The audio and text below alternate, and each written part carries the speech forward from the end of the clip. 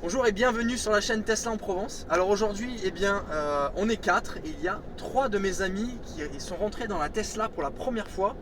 Et le but, c'est d'échanger un peu, voilà, pour voir leurs premières impressions, ce qu'ils ressentent par rapport à la voiture, voilà, s'ils ont des questions, etc. Pour débattre un peu autour de ce sujet de la Tesla Model 3 et de Tesla et des voitures électriques en général. Alors justement, je vais donner la parole à Cyril. Quelles sont tes premières impressions, voilà, quand tu es monté dans la voiture et qu'on a commencé à rouler? Alors, c'est vrai que moi j'ai pas d'expérience en termes de voiture électrique. C'est vraiment la première voiture électrique que je teste. Et en un mot, j'ai été soufflé. Enfin, clairement, c'est une expérience. C'est ce qu'on disait ensemble, hein. Moi je trouve que c'est vraiment une expérience à vivre. Et voilà, En fait, c'est quelque chose voilà, ça resterait une bonne expérience et ça donne même une envie pour la c'est suite. différent. En fait, pourquoi la de- conduite est totalement différente. On se rend pas compte, mais on va apprécier à conduire, je pense. Et pour l'instant, j'ai jamais conduit et j'ai regardé Camille conduire, mais c'est vraiment une nouvelle expérience. En plus, déjà, à part le fait de prendre une locomotive dans la tête quand on accélère, je veux dire, en dehors de ça, en termes d'options et tout, moi qui roule en BM depuis maintenant quelques années, enfin, je sais que Tesla Ouais. c'est l'avenir et j'ai littéralement envie de changer. Et alors, justement, j'avais une question à propos de ça, toi qui as l'habitude des Allemandes. Euh, Souvent, on essaye de comparer les voitures entre elles. Qu'est-ce que tu penses, toi, de la finition Tesla par rapport à BM, qui est censé quand même être dans les références mondiales de voitures, tu vois Qu'est-ce que... Ils ont rien à envier, ça c'est certain. Ouais. Et puis ça c'est la plus récente que tu as vu, c'est ça? Moi, c'est la plus récente, effectivement. Après, voilà, il y a quand même quelques petits défauts de finition à droite à gauche. Et je pense que toi, sur ta voiture, t'as pas eu ça, quoi, quand tu l'as eu, etc. Je sais pas, enfin, C'est sûr, moi c'est pas ce qui m'a choqué le plus pour l'instant. Je pense ouais, que quand tu montes dans une Tesla, tu es un peu obnubilé ouais, par toutes les options que tu n'as pas avec cet écran tactile La magnifique. technologie, ouais, principalement. ouais, Cette technologie qui est tellement changeante et qui est en train de shifter tout le monde de l'automobile, ouais. que les petites finitions, en fait, je te promets, tu y fais plus trop attention. Ok, et Ce que je toi, pense que c'est un état d'esprit si tu vas vers de la Tesla, c'est que tu aimes justement cet univers un petit peu plus épuré, minimaliste. bien sûr, bien sûr. Donc, Après, c'est minimaliste pour celui-là qui veut en faire le minimum, mais ce qu'il faut savoir, c'est que la voiture est quand même capable de faire beaucoup de choses et on peut avoir beaucoup d'options, mais elles sont proposées simplement en fait. Il n'y a pas besoin forcément d'aller dans des menus, sous-menus, sous-sous-menus. C'est ça qui fait qu'aussi que ça rend l'expérience fluide, agréable. En termes d'options et de possibilités avec la voiture, en fait, en ce qui me concerne, moi qui est la Tesla, elle n'enlève rien aux anciennes voitures premium qui justement voilà, avaient déjà plein d'options. Mais en fait, c'est simplement qu'elles ont été repensées et équipées de manière simple sur cette Tesla. Et toi, Joanne, du coup, toi, tes premières impressions, du coup, qu'est-ce que, voilà, peut-être d'un point de vue look de la voiture extérieure, qu'est-ce qui t'a plu et qu'est-ce qui aurait pu te déplaire aussi au final Bah, parce que, écoute, personnellement, il n'y a pas grand chose qui me déplaît dans les Tesla. Déjà, tu m'as très bien vendu ces belles voitures, on va dire. En tant que passionné ouais, Tesla, il est là le tu, problème. voilà, tu as été le premier à m'en dire du bien. Mhm. Après, voilà, par exemple, les petits problèmes de finition, je les ai pas vus. Alors, je suis pas forcément très regardant à ce niveau-là. Ouais. Moi, il y a deux choses qui m'ont vraiment plu sur la bagnole. Déjà, enfin trois choses. Premièrement, ça va être le look. Évidemment, c'est une voiture, c'est une supercar quoi, hein. Visuellement, elle ressemble à des Porsche, à des voitures vraiment de haut niveau, on va dire. Mhm. Et la puissance va avec. C'est ça qui est assez impressionnant, c'est que avant, pour avoir une voiture qui faisait 500 chevaux, il fallait débourser 100 000 euros Ouais, minimum. complètement. Aujourd'hui, sincèrement, pour 50 000 euros, tu as une voiture qui va aussi vite. C'est Ouais. impressionnant. Et surtout, la puissance, mais la réactivité aussi. À l'époque, tu appuyais sur la pédale, ta voiture elle démarre pas, tu vois, elle a un Ouais. temps de latence. Là, tu appuies, tu es collé au siège, tu es littéralement dans un manège, quoi, à sensation forte. Donc, ça, c'est très agréable. Et également, voilà, le truc qui m'a vraiment marqué et qui me montre que Tesla, c'est vraiment une voiture d'avenir, c'est l'électrique, c'est le côté silence en fait. Ouais. T'es dans la voiture, là on peut parler, on parle un peu fort pour qu'on entende bien la vidéo, mais Tout à fait, ouais. Ouais. globalement on entend bien. Quand tu roules à côté, tu marches à côté d'une Tesla, ça fait pas de bruit. Et j'espère qu'un jour les voitures électriques seront la norme pour que Ouais. on puisse un jour marcher dans les villes sans qu'il y ait un bordel ambiant comme ça a été le cas il y a 10 ans quoi. Il y a 10 ans c'était Ouais, le bordel ouais, dans le les villes. boom, le boom des voitures diesel, C'est des ça. voitures. D'ailleurs, en parlant de pollution sonore, est-ce que c'est pas trop dangereux d'ailleurs. Et d'ailleurs, suivant certains pays, ça change. Mais il me semble qu'il y a certaines voitures électriques qui rajoutent des petits bruits dans Ouais. certains pays Ouais. pour signifier qu'on est présent, qu'on est autour. Parce qu'en tant que piéton, ça peut être potentiellement un danger quand une Tesla passe rapidement sans qu'on l'entende en fait. Alors ouais, complètement, t'as raison. Alors il me semble que la voiture est équipée d'un haut-parleur sous le capot avant en fait. À un endroit, il y a un haut-parleur. Et par simple mise à jour, il me semblerait que quand la loi l'obligera en Europe ou en France, eh bien on aura accès à une mise à jour qui nous permettra que la voiture fasse du bruit en dessous de 50 km/h. Un peu Mhm. comme les Renault Zoé en fait. Un peu Et comme les bus, non aussi. Un peu comme les bus électriques à Aix-en-Provence par exemple, qui font un petit bruit spécial. Les Renault Zoé elles font un bruit un peu de vaisseau spatial et c'est pour être entendu par les piétons. Mais en tant que propriétaire de Tesla, j'avoue vraiment qu'il faut être hyper vigilant en ville parce qu'il y a beaucoup de gens qui nous Ouais, sur leur téléphone, qui ouais, regardent pas. qui regardent pas, qui sont en mode voilà, ils zappent complet. Et en fait, moi ça m'arrive parfois, ça vous a étonné tout à l'heure d'ailleurs, j'envoie un petit coup de klaxon pour justement prévenir que je suis là parce qu'à défaut que la voiture n'ait pas encore un petit haut-parleur pour prévenir qu'on est là. Après, il me semble, et c'est certifié, je crois qu'aux États-Unis, ils l'ont activé ça, et même aux États-Unis, il est fou, Elon Musk, c'est voilà, c'est un gars, il est ouf. Il a même mis la possibilité de mettre différentes sonneries en fait. Quand on est en dessous de 50 km/h, Ah on ouais. peut mettre différentes sonneries. Et donc par exemple, on peut mettre le marchand de glace, une petite musique de marchand de glace quand tu roules avec ta voiture, tu vois. Ouais, bon, ça peut attirer les gosses sur la route, c'est pas forcément une Voilà, bonne idée c'est un non peu plus, tu veux pas insolent les le truc. écraser. Ouais, carrément. Et d'ailleurs, pour changer éventuellement de sujet, qu'est-ce que vous pensez de la conduite autonome? Regardez, là je viens d'activer la conduite autonome. La voiture, elle se calque par rapport à la vitesse de la voiture de devant et je ne touche plus le volant. Bon, je suis prêt à le toucher à tout moment, le but c'est pas de prendre des risques. Qu'est-ce que vous pensez de cette technologie qui vous la voyez pour la première fois, parce que vous n'avez jamais monté dans une Tesla encore, et voilà, vous découvrez ça en fait. C'est juste le bonheur, hein. Je pense que c'est un confort absolu. Après, évidemment, je pense que sur les médias, les réseaux sociaux, on nous montre que les mauvaises choses par rapport au fait qu'on ne mette pas les mains sur le volant parce qu'on nous montre des vidéos de gens qui s'endorment, etc. Ouais, Mais je pense qu'on est autour de 90% de personnes qui font attention ouais, et qui clairement, l'utilisent à leur avantage au lieu d'en faire vraiment n'importe quoi. tout à fait. Moi je trouve que c'est à la fois bluffant et à la fois sécurisant. C'est peut-être paradoxal, Ouais, mais on sent que la voiture elle a tellement été bien conçue, il y a une certaine maîtrise et c'est presque sécurisant de se dire qu'au cas où, la voiture elle pourra rattraper les éventuelles erreurs humaines. Complètement, ouais. Et, Après, c'est pas le but c'est justement d'avoir le confort de justement Alors, ouais. enlever, c'est ça? Ouais, c'est ça, c'est un confort le fait de peut-être moins tenir le volant, etc. Mais c'est surtout d'un côté sécurisant aussi parce que là, les voitures devant, par exemple, si elle pile d'un coup, moi, elle va piler Ouais. d'un coup aussi en fait. Ce qui fait que le temps de réaction, parce qu'il y a un ordinateur qui calcule dans la voiture, le temps de réaction, il va être vraiment réduit. Enfin, la voiture, elle va tout de suite comprendre que ça pile, elle va vraiment...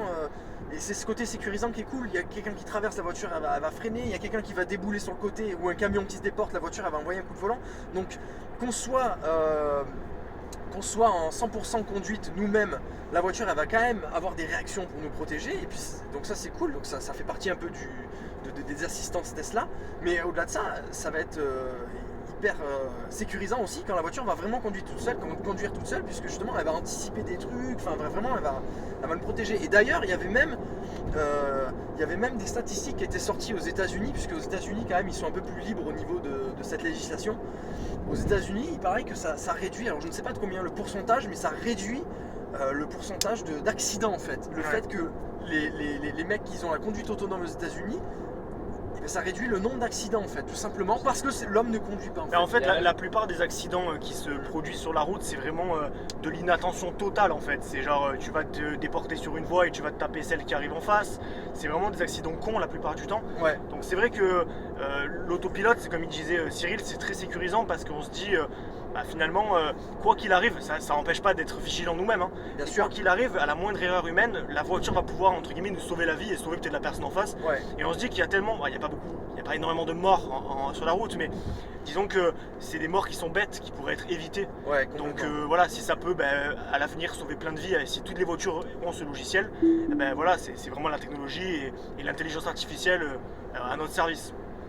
Bien sûr, et bien sûr. Et après, à noter que comme Elon Musk est parti d'une feuille blanche sur la voiture, ce qu'il a fait aussi, c'est au-delà du fait que la voiture soit sécurisante à rouler grâce à ces technologies-là, l'infrastructure de la voiture a été pensée pour qu'elle soit sécurisante aussi si jamais il y a un crash en fait. Donc en fait, elle a le 5 étoiles sur 5 sur les normes européennes de crash, c'est-à-dire que si on a un crash frontal par exemple, eh bien on a beaucoup moins de risques d'avoir des C'est quoi qui dommages. change par rapport à une voiture normale? Alors, très bonne question. Ce qui change, c'est qu'il n'y a pas de moteur à l'avant en fait. Le moteur, il est entre les roues, ce qui fait qu'il n'y a pas une tonne de pièces mécaniques Ah ouais. devant, par exemple. Et ce qui fait que ce qui atténue un crash, c'est justement que la voiture se plie en fait. Dès que la voiture elle a un crash, il faut qu'elle se plie un maximum en fait. Il ne faut pas que la voiture soit raide comme un piquet. Et du fait que devant la voiture il y a un coffre et qu'il est capable de se plier très facilement, eh ben, ça amortit le choc en fait beaucoup mieux. Ça c'est une chose. Et deuxième chose, sur les chocs latéraux, en fait la voiture est vachement plus rigide qu'une voiture classique. Pourquoi? Parce qu'en fait elle a un pack batterie. Le pack batterie est dans le plancher de la voiture, et du fait qu'elle soit dans le plancher de la voiture, la batterie, évidemment, il y a une infrastructure métallique qui renforce la voiture, et ce qui fait que quand il y a, voilà, la voiture, là justement, elle se déforme moins, et si on a un choc latéral, ben, au moins il n'y a pas la voiture qui nous a tapé sur le côté, ou l'arbre, ou quoi que ce soit, qui vient nous rentrer dans notre corps, puisqu'on est quand même proche de la porte, D'accord. tout simplement.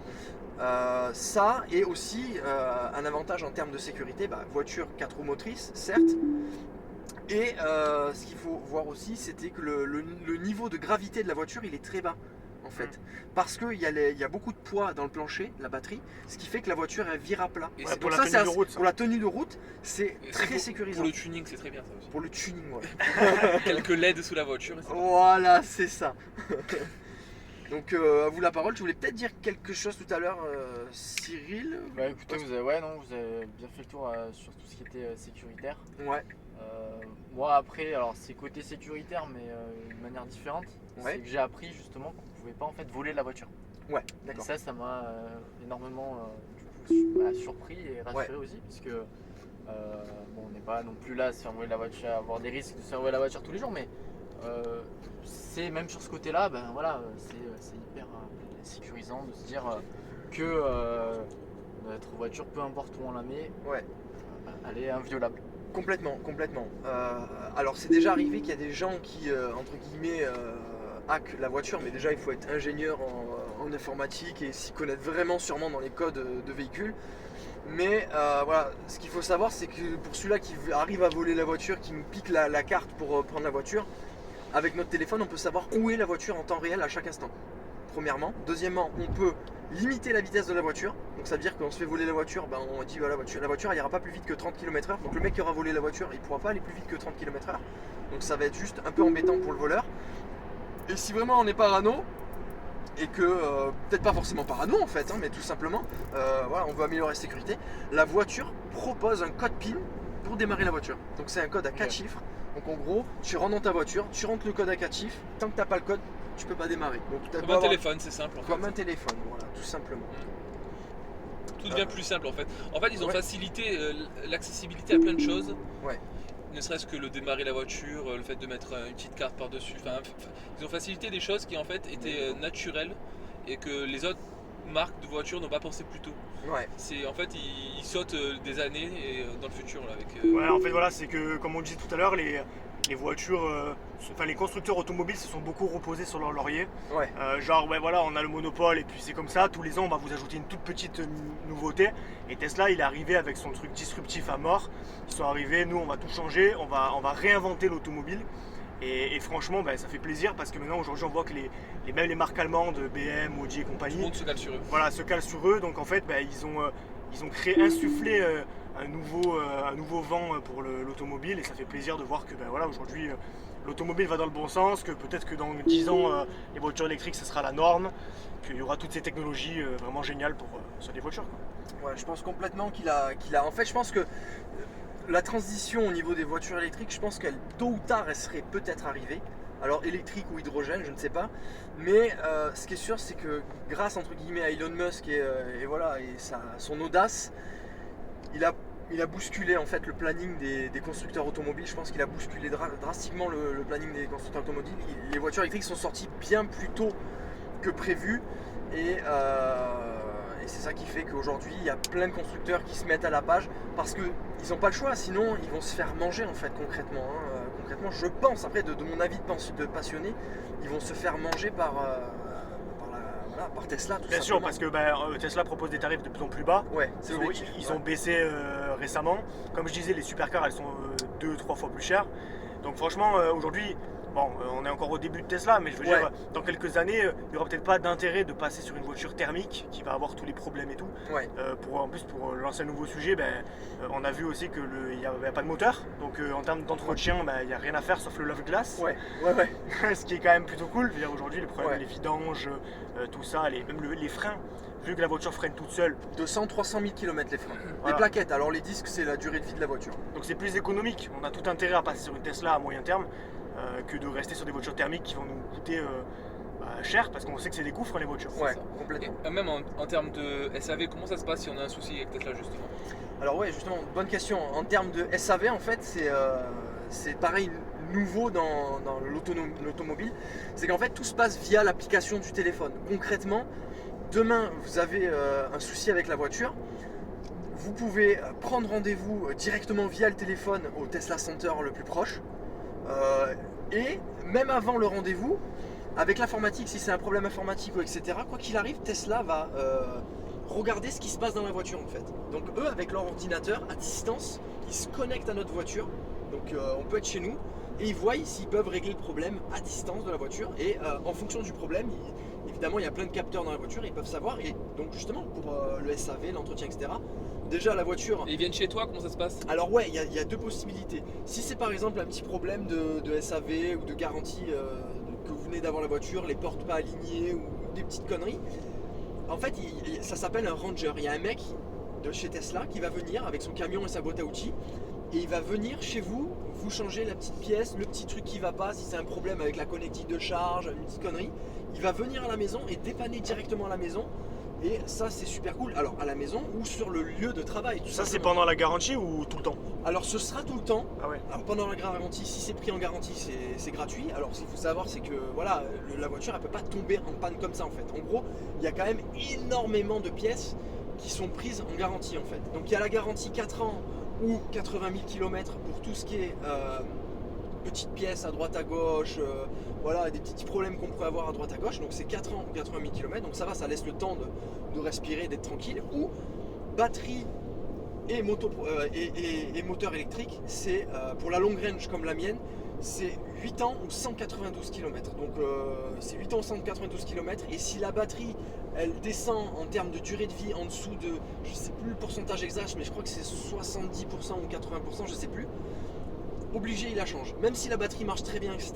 Si via l'ordinateur on voit que la batterie a été dégradée prématurément, il la change. À peu près sur une Tesla, une batterie avec la TVA sur une long range comme ça vaut 16 000 € une batterie à peu près. Ok. Mais la batterie est faite pour faire la durée de vie de la voiture. En gros, la batterie, si vous la matraquez pas trop, que vous la respectez, etc., la batterie elle peut faire 400-500 000 km.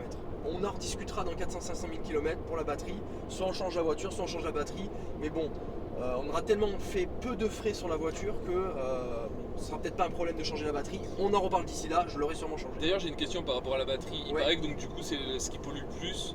Parce qu'on parle beaucoup donc du coup le fait que ce soit une voiture électrique, donc ça Ouais. pollue pas, etc. Ouais. Mais la création, le stockage, la dépollution après, qu'est-ce qu'on en fait de la batterie? Comment ça se passe? Alors ouais, et c'est une bonne question. Alors déjà, ce qu'il faut savoir, c'est que la batterie, tout simplement, pour une voiture électrique en général, donc c'est approximatif, mais c'est à peu près là. Déjà, alors oui, elle pollue plus à la fabrication. Une voiture électrique, si vous prenez une voiture électrique, une voiture diesel ou une voiture essence, la voiture électrique polluera plus à la fabrication qu'une voiture diesel à combustion comme jusqu'à maintenant. Sauf que si on fait le ratio de la pollution à la fabrication et la pollution à l'utilisation, ce qui compte dans la durée de vie d'une voiture, une voiture électrique, si on cumule donc la fabrication et l'utilisation, ouais. tout à fait, c'est au bout de 30 000 km qu'une voiture électrique pollue moins qu'une voiture thermique. Donc D'accord. vous faites 30 000 km avec votre voiture, les 30 000 premiers kilomètres ils auront été plus polluants, Donc c'est le cas de toutes les voitures. et c'est le cas de forcément. toutes les voitures voilà, électriques en général, vous faites 30 000 bornes, après 40 000, 50 000, jusqu'à la fin, elle aura moins pollué qu'une voiture thermique tout simplement. Et au niveau donc, de ta question initiale, pour tout ce qui est recyclage batterie, bien, il y a beaucoup d'entreprises qui travaillent sur le recyclage batterie. Et au-delà du recyclage batterie, ils sont en train aussi d'élaborer, enfin, c'est déjà fait dans la batterie qu'il y a dans ma voiture, c'est des batteries qui utilisent moins de matériaux fossiles, tout simplement, pour que ce soit moins polluant au recyclage. Donc au-delà du fait que recycler c'est bien, il faut quand même utiliser des matériaux à la base moins polluants, tout comme par exemple on est sur des sièges en cuir, mais en fait c'est pas des vrais sièges cuir, c'est du cuir vegan. Donc on n'a pas tué une vache pour prendre sa peau et la mettre dans la voiture. Donc c'est plein de petits détails comme ça, et notamment la chimie qui est dans les batteries. Et bon, et bien évidemment, là il y a des solutions de. Alors je ne connais pas exactement sur ce sujet-là, mais il y a des solutions de recyclage. Mais il y a des entreprises qui savent qu'il y a un gros avenir sur le recyclage et beaucoup d'argent à se faire. Donc ils sont en train de travailler là-dessus. Et le problème du recyclage en ce moment, c'est quoi? Alors le recyclage c'est quoi en fait? Dans le fond, c'est prendre une vieille batterie, la recycler pour pouvoir la réutiliser et la revendre la batterie. Donc ça veut dire que la batterie est utilisée, on la recycle et on la revend et on se fait de l'argent. Le problème aujourd'hui avec le recyclage, c'est que oui, on sait sûrement recycler peut-être 90% de la batterie, mais le problème c'est le coût du recyclage. C'est-à-dire qu'en fait, recycler une batterie, ça va nous coûter très cher. Mais après, on va avoir notre batterie recyclée. Mais le problème, c'est que on pourra la vendre moins cher que ce qu'elle nous a coûté au recyclage. Donc ça, c'est un détail qu'ils sont en train de travailler en ce moment pour pouvoir rendre plus attractif le recyclage des batteries. Alors juste pour l'anecdote, moi j'ai entendu que... Ah, jolie voiture. On peut faire une course sinon. ça. Ouais, on aurait pu, mais bon. Ouais, j'ai entendu que du coup les batteries, les batteries de Tesla, une fois qu'elles avaient été poncées jusqu'à 300-400 000 km, Ouais. elles étaient réutilisées par d'autres entreprises pour faire du stockage. Ah oui, c'est vrai. Donc elles ont une Bien deuxième vie. Alors Ouais. effectivement, on sait, Stockage, c'est-à-dire. en fait on sait qu'on peut pas les enterrer tout ça, Ouais. et au lieu de les jeter à la poubelle, de dire Ouais. elles servent plus à rien, Ouais. elles vont servir pour stocker de l'énergie. Ouais. Donc elles vont être comme des batteries classiques, Ouais. sauf qu'elles vont pas servir à propulser des voitures, Ouais. mais elles vont avoir une deuxième utilité, ce qui va allonger leur durée de vie et donc limiter le recyclage par rapport à... Mais justement, la question c'est Ouais. est-ce qu'un conducteur de Tesla il est accompagné dans ce process après, etc. Tu vois? Alors non, je pense non. Moi j'ai en tout Qu'est-ce cas. le mec lambda, qu'est-ce qu'il fait avec sa Tesla une fois qu'elle est morte? Quand la voiture est à la casse Mais peut-être c'est ou- une très très bonne question. Alors je pense que si on va dans une casse classique ou une casse, je pense que les casses elles vont être de plus en plus, parce que les casses elles sont certifiées pour pouvoir dépolluer les voitures, parce que ce qu'il faut savoir c'est que quand on emmène une voiture à la casse, ils enlèvent le gasoil, ils enlèvent l'huile, ils enlèvent les pneus, tout ce qui peut polluer. Et après la voiture ils la mettent en vente en pièces. Mais ça va être pareil pour la Tesla en fait. En gros, quand on va emmener notre Tesla à la casse, on va entre guillemets dépolluer la voiture et il va y avoir des casses agréées pour pouvoir récupérer la batterie, la recycler, etc. en fait, tout simplement. Donc du coup, je pense qu'avec le temps, il va y avoir des casses qui vont être agréées, voilà, pour pouvoir recycler la batterie de la voiture. Et je pense que même peut-être que le dernier utilisateur de la voiture et de la batterie, peut-être que pour le recyclage de la batterie, il va gagner de l'argent. C'est un peu comme quand on va à la casse et qu'on donne notre vieille batterie d'automobile, eh bien, on peut récupérer quelques euros sur les batteries recyclées, voilà. Après, je sais pas si vous avez des questions, mais je voulais rebondir sur un truc. Non, vous Ouais, avez si. Moi c'est bon, j'ai une dernière question. Ouais. Alors c'est vrai que personnellement, en termes de confort dans la voiture, on en parlait avec John tout à l'heure, il m'a Ouais. dit tu vas voir mec, tu rentres dans la voiture, t'as l'impression que t'es un petit peu dans un cinéma IMAX. C'est vrai qu'au niveau du confort, c'est vrai que j'ai un bon confort, j'ai essayé tout à l'heure l'arrière, Ouais. là je suis devant. Ouais. Donc je me sens plutôt bien. Après, pour Joanne qui a utilisé plus longtemps la voiture ou toi-même qui a fait plus de kilomètres, est-ce Ouais. que sur la durée, ce confort il reste ou est-ce que tu as ressenti quelque chose de particulier, un léger inconfort sur la durée? Alors, pour avoir fait que 1500-2000 km avec la voiture, alors oui, elle est confortable, plus que la moyenne, clairement. Après, voilà, c'est sûr que ça ne vaudra pas une classe S de chez Mercedes, une série 7, une série 8 de chez BM. En effet, Pour moi, c'est honnête de le dire. ouais, clairement. Non, mais clairement. C'est pas un pro Tesla, Voilà, hein, ouais. Voilà. Il est quand même mesuré. C'est un Donc du semi-pro. coup voilà, clairement voilà, mais on est quand même sur un confort où on va pouvoir bouffer les kilomètres sans problème. Après voilà, ça vaut pas une luxueuse allemande, J'étais clairement. à deux doigts d'acheter une Tesla, maintenant je vais prendre une Mercedes. Dommage. Je vais la vendre. D'ailleurs, hein, celui-là qui écoute cette vidéo, je la vends, hein, je lui ferai un prix. Mettez des likes et je ferai un prix à celui-là qui.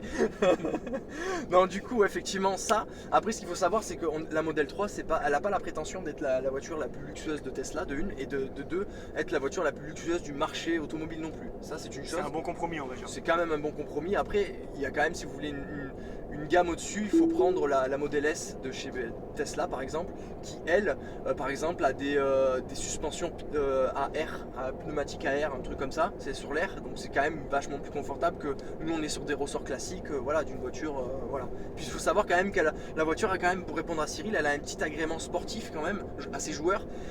Ce qui fait que, bon, elle sera pas aussi souple justement une Audi A7 Express, qui est dédiée à faire vraiment beaucoup de route. Donc bon, elle est confortable, mais bon, on sent quand même que voilà, elle est faite pour tenir la route aussi. Ok. Tout simplement.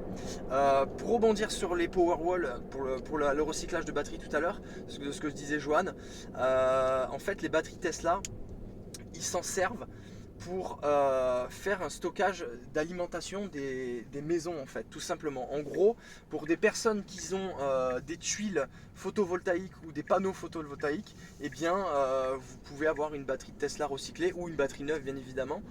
Et en fait ça vous servira de stockage d'énergie pour la maison en fait. Ce sera de l'énergie qui sera restituée quand vos panneaux solaires voilà, n'auront pas assez d'énergie, par exemple quand il pleut ou quand il fait nuit, et la nuit, et ben voilà, les Powerwall, voilà, ça vous servira à restituer l'énergie. Parce que ce qu'il faut savoir, c'est que quand une batterie Tesla on dit qu'elle est morte, c'est pas que la batterie est en court-circuit en fait, c'est tout simplement que la batterie a perdu de sa capacité originale. Au lieu de fournir 100%, elle va fournir 90, 80, 70%. Donc au lieu de faire 500 km, vous en ferez 400 ou 350.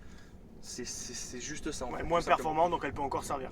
Elle pourra carrément servir. C'est pour ça qu'en recyclage, il y a recyclage et recyclage. Ça veut dire recyclage dans une autre utilité que dans une voiture, donc un Powerwall pour stockage d'énergie pour une maison, une entreprise, etc. Oui, par exemple les panneaux solaires qui pourraient envoyer de l'énergie dans une batterie pour la stocker et la réutiliser plus tard quand il n'y a pas de soleil. Ça peut être une utilisation concrète. Et donc ça c'est la deuxième vie. Et après la troisième vie, c'est carrément voilà, qu'on ne peut plus rien faire de la batterie. Oui, là c'est recyclage. Voilà, je pense que les batteries des Tesla quand même peuvent durer X années, voilà, 15 ans sans problème. Et dans 15 ans, si on voit déjà l'évolution technologique qu'il y a eu en 15 ans, alors dans 15 ans, j'ose espérer que les batteries seront recyclables facilement et à bas coût. Oui, ça évolue vite. Je pense qu'on utilisera des fusées dans 15 ans. Clairement, ouais. Mais tu sais qu'il y a ce qu'on disait avec Johan tout à l'heure, qui aurait cru il y a même 5 ans de l'autopilote. Avec une performance. Oui, on en parlait depuis longtemps, mais c'est vrai que. C'est vrai que là. ça arrivait bien plus vite au final que ce qu'on aurait pu croire il y a quelques années. Et là, aux États-Unis, ils ont déployé les bêta-testeurs, donc des personnes de confiance qui conduisent les Tesla et qui conduisent bien les Tesla. Ils leur ont déployé là une bêta de conduite 100% autonome. Et maintenant que c'est au point qu'il y a plein de retours. 100% autonome 100% autonome, ça veut dire hop, je veux là, la voiture, hop, de chez toi, t'emmènes au point B, tu fais rien quoi, voilà. Et c'est possible aux États-Unis. Et là, ils vont déployer ça pour tout le monde quoi. Pour tout le monde. Après, c'est quand même 10 000 $, l'option conduite autonome aux États-Unis. En plus du prix de la voiture. En France, c'est 7 500 €, mais bon, on a tellement de restrictions que. Il faut garder les mains sur le volant tout le temps. Tu fais 2 mises à jour sans faire exprès, ça. Ah là, t'as moins 20 000 €. Ah là, tu ripes ton doigt sur ton téléphone. Ah oui, on peut pas annuler en plus. Ah là, tu peux pas annuler. Je crois qu'il y avait 48 heures ou je sais plus, il y a un délire, mais. Si ton gosse il te commande une option à 10 000 €, Et si t'es bourré pendant 2 jours, tu fais quoi? Ah ouais, c'est clair là. C'est vrai qu'il faut réfléchir, faut faire attention quoi. On n'a pas n'importe quoi entre les mains. Donc là, on va aller au superchargeur de Tesla pour charger la voiture. Est-ce que vous avez encore des questions ou vous voulez débattre d'un sujet? C'est avec grand plaisir. Écoute, non, je pense qu'on a fait le tour de la question. On a parlé sécurité, recyclage, confort, puissance, confort, beauté. Beauté, voilà. Sexe, alcool. Voilà, donc on a fait le tour, je pense. Mais écoute, je pense que je vais te laisser conclure cette vidéo en tant que Tesla Master. Ouais, complètement. Mais écoutez, merci d'avoir suivi cette vidéo. N'hésitez pas à poser toutes vos questions dans les commentaires. N'hésitez pas à vous abonner. Et surtout, voilà, je vous mettrai quelques liens d'accessoires dans la description si ça vous intéresse si ça vous intéresse d'avoir des accessoires. Et surtout, n'hésitez pas à utiliser mon lien de parrainage pour 1500 km gratuits. Je vous dis à très bientôt pour de nouvelles vidéos. Bye bye. Ciao. Salut.